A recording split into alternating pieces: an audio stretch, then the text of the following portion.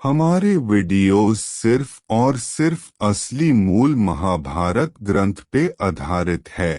पिछले वीडियो में आपने जाना सत्यवती ने संतानों नौपादन के लिए भीष्म को बताना। इस वीडियो में आप जानेंगे व्यासदेव का आगमन।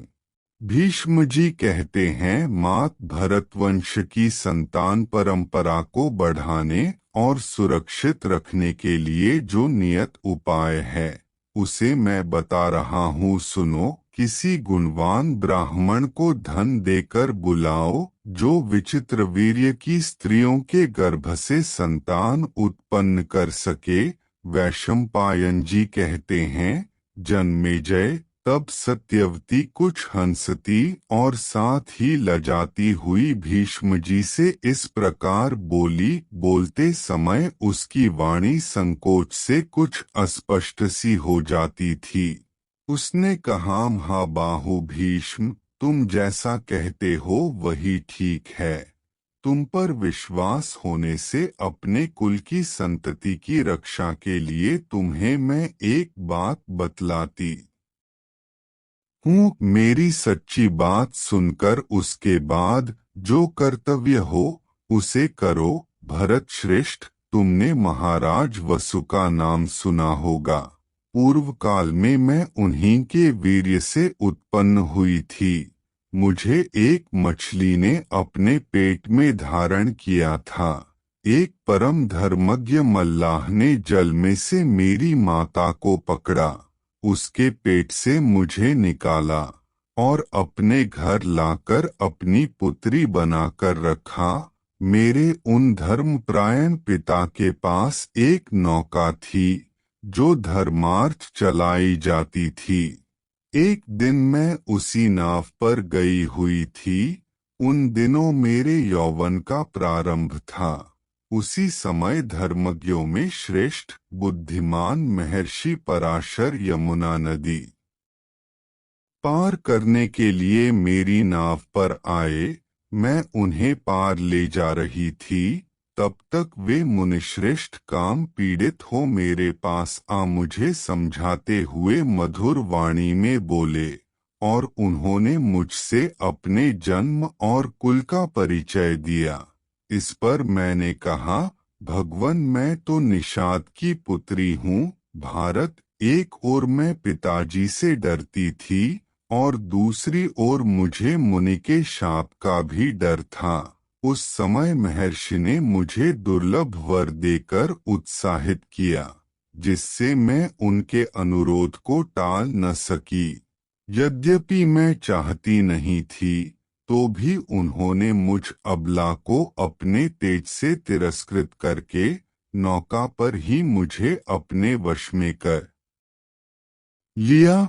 उस समय उन्होंने कुहरा उत्पन्न करके संपूर्ण लोक को अंधकार से आवृत कर दिया था। भारत, पहले मेरे शरीर से अत्यंत घृणित मछली की सी बड़ी तीव्र दुर्गंध आती थी। उसको मिटाकर मुनि ने मुझे यह उत्तम गंध प्रदान की थी।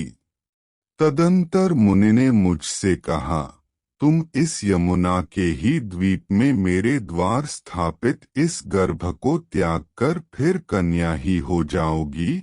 उस गर्भ से पराशर जी के पुत्र महान योगी महर्षि व्यास प्रकट हुए। वे ही द्वैपायन नाम से विख्यात हैं।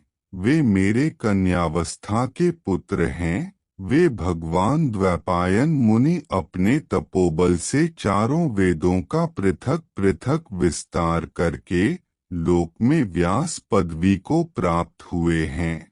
शरीर का रंग सावला होने से उन्हें लोग कृष्ण भी कहते हैं। वे सत्यवादी, शांत, तपस्वी और पाप शून्य हैं। वे उत्पन्न होते ही बड़े होकर उस द्वीप से अपने पिता के साथ चले गए थे।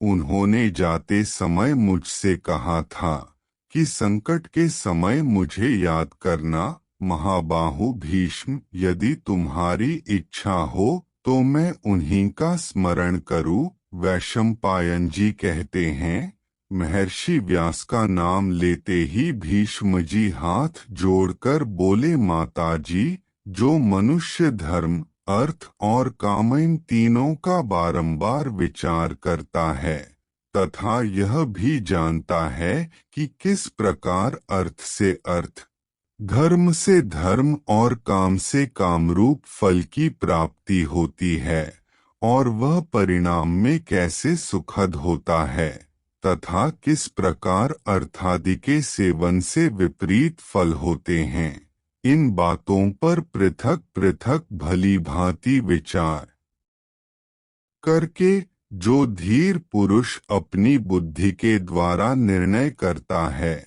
वही बुद्धिमान है। तुमने जो बात कही है वह धर्मयुक्त तो है ही, हमारे कुल के लिए भी हितकर और कल्याणकारी है, इसलिए मुझे बहुत अच्छी लगी है। वैशंपायन जी कहते हैं, कुरुनंदन, उस समय भीष्म जी के इस प्रकार अपनी सम्मति देने पर सत्यवती ने मुनिवर कृष्णद्वैपायन का चिंतन किया। जन्मेजय, माता ने मेरा स्मरण किया है। यह जानकर परम बुद्धिमान व्यास जी वेद मंत्रों का पाठ करते हुए क्षण भर में वहां प्रकट हो गए। वे कब किधर से आ गए इसका पता किसी को न चला। सत्यवती ने अपने पुत्र का भली भांति सत्कार किया और दोनों भुजाओं से उनका आलिंगन करके अपने स्तनों के झरते हुए दूध से उनका अभिषेक किया। अपने पुत्र को दीर्घकाल के बाद देखकर सत्यवती की आंखों से स्नेह और आनंद के आंसू बहने लगे। धर्म के तत्व को जानने वाली माताजी, आपकी जो हार्दिक इच्छा हो उसके अनुसार कार्य करने के लिए मैं यहाँ आया हूँ। आज्ञा दीजिए, मैं आपकी कौन सी प्रिय सेवा करूँ। विद्वन माता और पिता दोनों से पुत्रों का जन्म होता है, अतः उन पर दोनों का समान अधिकार है। जैसे पिता पुत्रों का स्वामी है उसी प्रकार माता भी है, इसमें संदेह नहीं है। ब्रह्मर्षि, जिस प्रकार तुम मेरे प्रथम पुत्र हो उसी प्रकार विचित्रवीर्य मेरा सबसे छोटा पुत्र था। जैसे एक पिता के नाते भीष्म उसके भाई हैं, उसी प्रकार एक माता के नाते तुम भी विचित्रवीर्य के भाई ही हो। बेटा, मेरी तो ऐसी ही मान्यता है, फिर तुम जैसा समझो। तुम्हारे छोटे भाई की पत्नियां देवकन्याओं के समान सुंदर रूप तथा युवावस्था से संपन्न हैं। उनके मन में धर्मतः पुत्र पाने की कामना है। पुत्र, तुम इसके लिए समर्थ हो, अतः उन दोनों के गर्भ से ऐसी संतानों को जन्म दो जो इस कुल परंपरा की रक्षा तथा वृद्धि के लिए सर्वथा सुयोग्य हों। व्यास जी ने कहा, माता सत्यवती, आप पर और अपर दोनों प्रकार के धर्मों को जानती हैं। महाप्राज्ञे, आपकी बुद्धि सदा धर्म में लगी रहती है, अतः मैं आपकी आज्ञा से धर्म को ही दृष्टि में रखकर काम के वश न होकर ही आपकी इच्छा के अनुरूप कार्य करूँगा। यह सनातन मार्ग शास्त्रों में देखा गया है। मैं अपने भाई के लिए मित्र और वरुण के समान तेजस्वी पुत्र उत्पन्न करूँगा।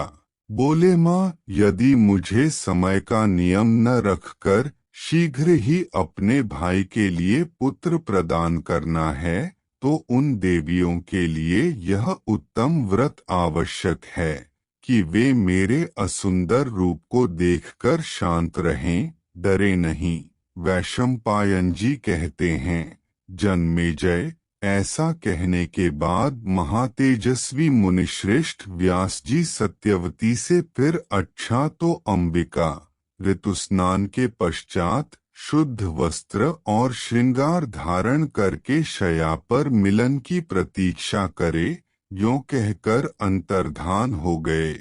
तदंतर देवी सत्यवती ने एकांत में आई हुई अपनी पुत्रवधू अंबिका के पास जाकर उससे धर्म और अर्थ से युक्त हितकारक वचन कहा। कौसले, मैं तुमसे जो धर्म संगत बात कह रही हूँ उसे ध्यान देकर सुनो। सत्यवती ने धर्म को सामने रखकर ही उसे किसी प्रकार समझा बुझाकर बड़ी कठिनता से इस कार्य के लिए तैयार की। इस प्रकार आदि पर्व में अंतर्गत संभव पर्व में सत्यवती उपदेश विषयक 104वां अध्याय पूरा हुआ। अगर आपको ये वीडियो अच्छी लगी तो चैनल को सब्सक्राइब जरूर करें। जय श्री कृष्ण। हर हर महादेव।